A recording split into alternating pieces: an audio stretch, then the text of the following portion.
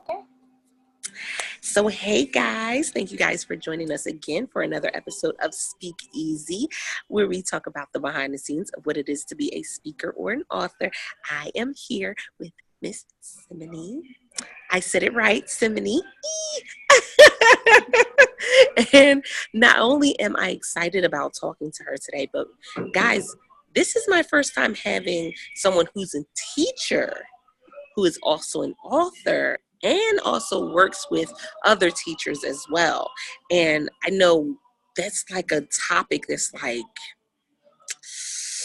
it can start some fires, that topic right there, because we talk about, what teachers are getting paid, and we really feel as though teachers should be getting paid more than what they're getting paid.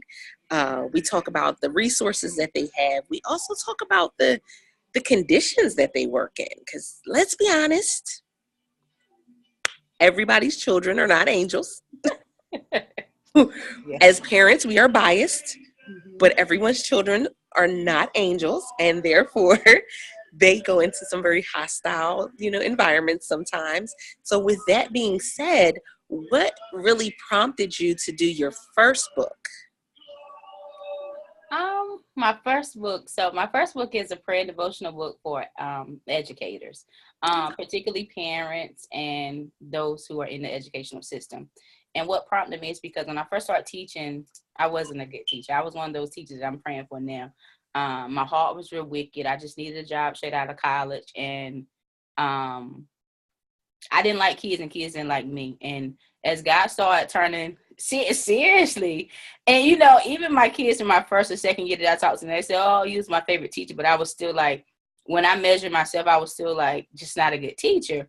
But as God started turning my heart, He started showing me and a lot of those kids, and then I started having compassion on those kids, and when parents would come up there, I would speak to parents on the phone. I start having compassion for them, and it just started turning my heart, and I would just pray and pray and pray for those kids. And then it initially started as a devotional, and then I said, well, I want to pray for them, and then I came out on Facebook Live in January, just praying every morning for the kids, and for kids, students, the entire school system. And from those prayers turned into my first book.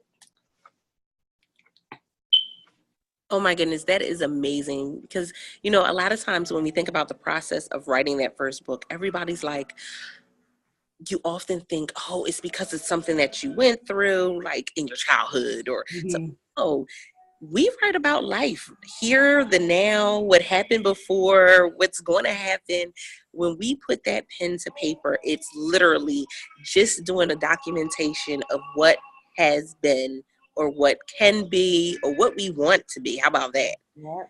Yep. Because I know when you're thinking about the youth and you're thinking about education, it's you never go into it with, oh my goodness, they're never going to get this, or you never go into it with the thought process, this is going to be the hardest thing ever to try to get them to learn it. Your thought process going in is always, no, I want them to learn it. They are going to learn it. Mhm. How can I make it happen? Yep. I love that about, like, I've come across some amazing teachers, Mhm. and, with my children, I've come across some interesting ones as well. I've come across some amazing teachers. Mhm. And to think that, first, I applaud you, because I think that you have found a niche target that people haven't really looked at. They haven't really, thought about what is it that the teachers need. And we think about that even on a regular basis. I Mhm. mean, just from a day to day, what does your child's teacher need? Right. Their classroom? Do they need help with printing something? Do they need help in the classroom? Right. I know something that I've said, and I don't know if you've, of course, I'm sure you've seen it as well, but elementary school, everybody's there, right? Yes. Everybody's Everybody. there to support. Middle school kind of dwindles a little bit. By high school, parents aren't even showing up for parent teacher Mhm. conferences. Mhm. It's a mess. Yep. But we go through that transition. And so with thinking about that transition, and you have more than one book, has your book kind of gone through a similar transition?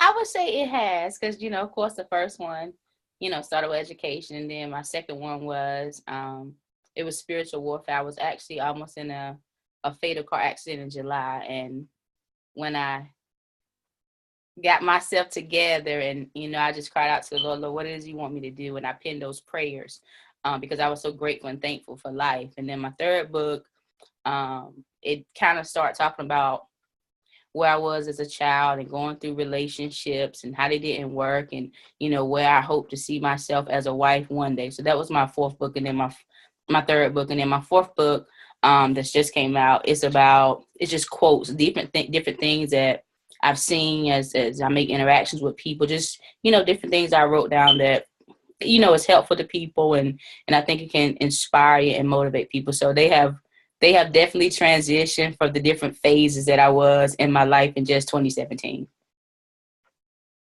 And see, that was the other thing. So not only have you published 4 books, but you published all 4 books this year. Like this year, 2017. I think that's amazing. I know that for me, I'm in that same headspace where from 2016 till now, I'm literally about to publish book number 8. So I'm like, congratulations. Now, when it came to the first book, did you struggle to publish the first book? Like, was it something you played around with for a while? And if so, how long? So my very first book that I wrote and that is pretty much finished, I haven't even published it yet because I'm still in it's more of an autobiography of my life, and it really digs deep into, my childhood and some of the tumultuous things that happened to me. And I'm still asking God to, deal with me and free me, because when you start exposing family and friends, there's a lot that's going to come with that. So I haven't even published my first book with this book that actually was the first one that was published. It started off just as a devotion. I kept saying in 2015 I was going to publish my book, and I put my birthday. So it's supposed to be September 29th, 2015. And, I was just saying it, hoping it was going to come. I started writing, but, I didn't do too much. And 2016 came, and I said, oh, yeah, I'm going to publish these books. And it didn't come. And it wasn't until I got over the fear of what I thought people were what the public would say, when I had enough boldness to come out on Facebook Live and start praying those prayers. And then I saw that even in my private time, the more I prayed, the more there was a shift in my class, the more there was a shift with those students, the more there was a shift with my colleagues. And I said, oh Lord, this stuff is powerful. I'm not just praying this for my own self, but I've seen it work. So now I want to share it with the masses. And so when I was coming out and getting a lot of feedback, I said, okay, we're going to publish this. And so that's how the first book actually came to be. So I'm sitting here and I'm like laughing to myself, because I said my first book took me 8 years to publish, and I went through those same things. It was like, I'm gonna get it done, and then I would set a date, and the date would come and go. And it was just like, man, I'm gonna get this done. And it's almost like, yeah, you have to battle a lot, because mentally you're battling against what are people going to think. Mm-hmm. You're battling against how are people going to react to me, mm-hmm. react to the book. Yeah. Oh my goodness. Like, is there going to be, are people going to just walk away? And I mean, just so many questions that pop up in your head. So with that being said, when you published your first book, what was the support like?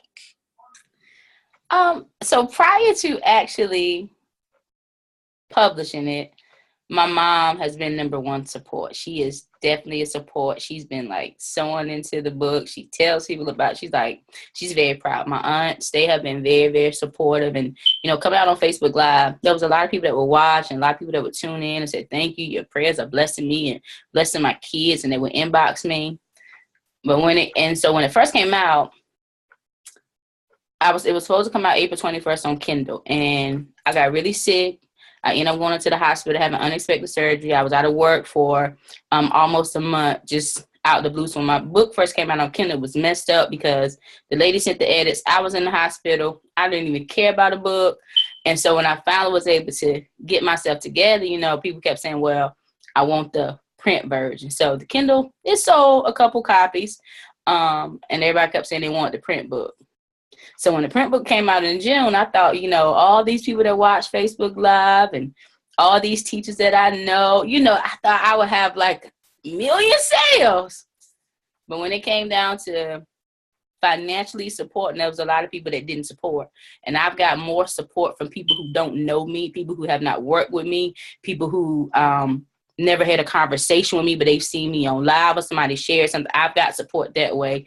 And in August, well, probably around like July, I was like, Lord, I want to do a book sign. I had a book signing here in Maryland, and my church backed me up, my pastor backed me up. And when it was all said and done, that first book signing, it was standing room only. And those people bought and bought and bought. And there was not people that had been listening to me. It was not people that I had prayed for. It was not people whose schools that I was believing God for. It was people who did not know me. And so it's done well with people who don't know me. But those, I guess, who know me, I don't know if they want it free or I don't know what they wanted. But I've got support just not from the people that I thought would. Yes. And funny, I always give the example that literally if you're, you got to think about it as you're in this race. When you're in the race, there's people on the sideline cheering you on that don't even know your name, but they're cheering you on. And then there's people at the finish line that are cheering you on, that'll come and give you high fives and hugs, and they don't even know who you are. It's just, it's a part of it. And I know it hurts sometimes because a lot of times we want the people that's closest to us to be the ones that support us the most. Yeah. But we got to remember that it's not for them. Yeah. It's not for them. And so they're not necessarily our target. They're not necessarily our audience.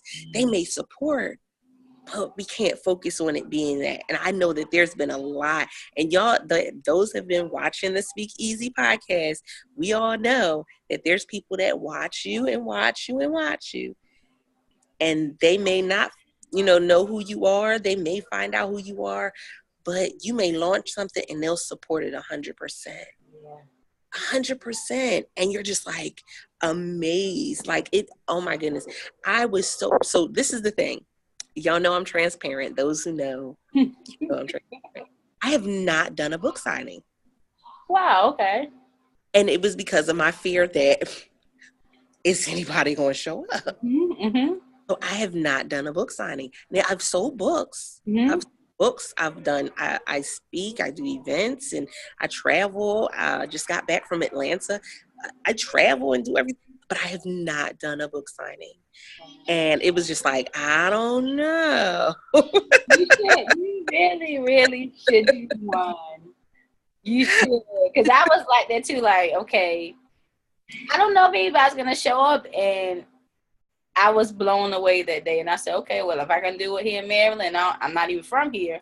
Let's go to North Carolina. So I went to my hometown and they showed up. I went to Charlotte, they showed up. And I was supposed to be in Greensboro yesterday, but the weather, so I didn't go. But people was like, oh, I would have came. And so at first every time I have one, I'm very scared because I'm like, there is no big name. I'm not coming with anybody. I'm using social media. I don't have a lot of money for marketing, but, those people were coming in. There will be just people on social media that'll share my posts and say, hey, go and, if you can, support her. And I'm just like, wow. But I think you really should do it because you have 8 books.